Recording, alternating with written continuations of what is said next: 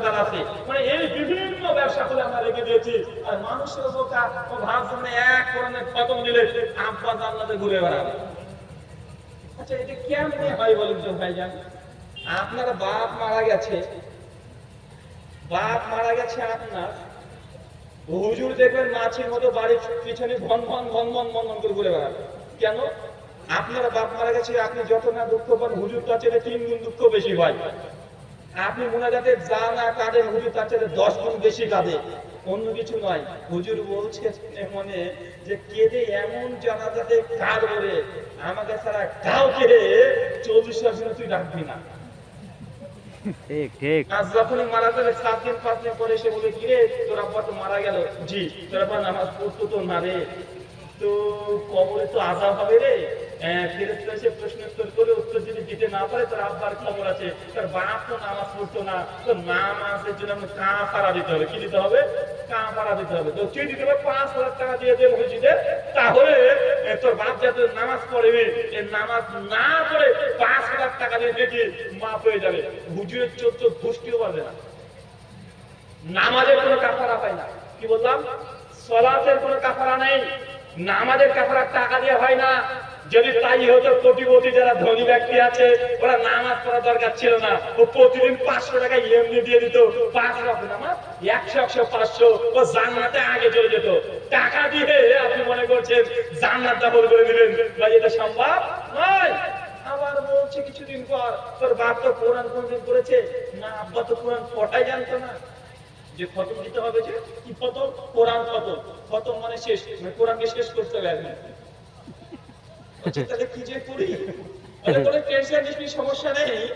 এই রমজান মাসে আমি 3 বার কোরআন খতম দিয়েছি। যদি তুই মনে করিস তোর আব্বার নামে এক একটা বসিয়ে দিতে, তো আমি বসিয়ে দেব। তাই তো হুজুর কি রাখবে? কি আর দিবি? তোর আব্বা তো আমার খুব পরিচিত ছিল, সবার কাছে 2 নি, তুই 1.5 দিস। আচ্ছা ঠিক আছে হুজুর 1.5 দেবো। হুজুর তোর বাপের নাম বল, তার বাপের নাম বল, খাতা কোনো ডায়েরিতে লিখে দিয়েছে, বলে ঠিক আছে কাজ হয়ে যাবে যা। মানে হুজুরের 3 বার কোরআন খতম দিয়ে দোকানে সেলফে টাঙিয়ে রেখেছে, আর ঘরে যাবে ডায়াল করবে ওয়াইফাই, তার বাপের কাছে ঢুকে যাবে। এরকম আছে না? কথা বলেন আছে। মানে ও পড়েছে কোরআন আর টাকার বিনিময়ে বাপের অ্যাকাউন্টে একটা কোরআন খতম গোটা চলে যাচ্ছে, কেউ দেখতে পেল না। এটা ওয়াইফাই হুজুর আছে না? কথা বলেন, মানে এটাই চলছে। আশ্চর্য। আল্লাহ নবী বলছেন মানুষ যদি মারা যায় তার সমস্ত আমল বন্ধ হয়ে যায়, ইল্লা সালাসা, শুধু 3টে আমল জীবিত থাকে। তার মধ্যে 1 নেক সন্তানের দোয়া। সন্তান যদি নেক থাকে বাপের জন্য গিয়ে কবরস্থানে গিয়ে দোয়া করবে, 5 ওয়াক্ত নামাজে পড়ে দোয়া করবে। সন্তানের দোয়া যত দ্রুত আল্লাহ কবুল করে, দুনিয়াতে যত বড় আল্লাহর ওলি হোক আর কলি হোক, তার দোয়া এত তাড়াতাড়ি আল্লাহ কবুল করে না।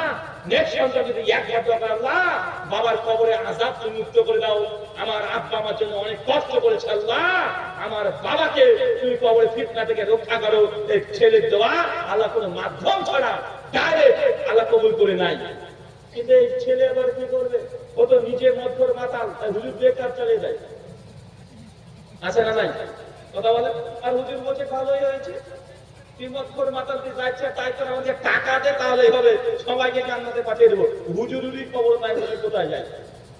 আশ্চর্য, সব জায়গাতে এরকম চলছে। মনে রাখবেন জান্নাত ঘেরা আছে কি দিয়ে? নিয়ম নীতিমালা দিয়ে। আপনাকে আরেকটা কথা বলে যায়, আল্লাহর নবী তারপরে বলছেন যখন জান্নাতকে ফেরেশতা জিবরিল দেখে চলে আসলো, এরপর জাহান্নামকে তৈরি করলো। কি তৈরি করলেন?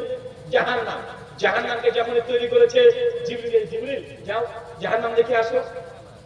জিবরিল সরাসরি জাহান্নামে চলে গেছে, গিয়ে দেখে জাহান্নামে গোলগোলে আগুন, আগুনের এত তাপ, আগুনের এক অংশ আর অংশকে গিলে গিলে খেয়ে দিচ্ছে। জাহান্নামীদের চিৎকার, গর্জন আর দুর্গন্ধ। জিবরিল ছুটে পড়ে এসেছে আল্লাহর কাছে, আল্লাহ জাহান্নামে এত গর্জন, এত তাপ, দুনিয়ার কোন মানুষ যদি জাহান্নামের বর্ণনা শোনে আমার মনে হয় না সে জাহান্নামের কাঙ্ক্ষিত হতে পারে। যে কোনো মূল্যে সে জান্নাত চাইবে, জাহান্নাম থেকে বাঁচার চেষ্টা করবে। যেমন এই কথা জিবরিল বলেছে, আল্লাহ জিবরিল তাই যাও এবার জাহান্নাম থেকে এসো। চাচা জাহান্নাম আবার কয়বার পাঠাচ্ছে? কয়বার? জান্নাতে কয়বার পাঠিয়েছিল? দুইবার। জাহান্নামে কয়বার পাঠাচ্ছে? দুইবার। ফেরেশতা জিবরিল এবার ঢুকেছে জাহান্নামে। জাহান্নামে গিয়ে দেখছে জাহান্নামকে আল্লাহ চতুর্দিক চারিদিক ওটাও ঘিরে দিয়েছে।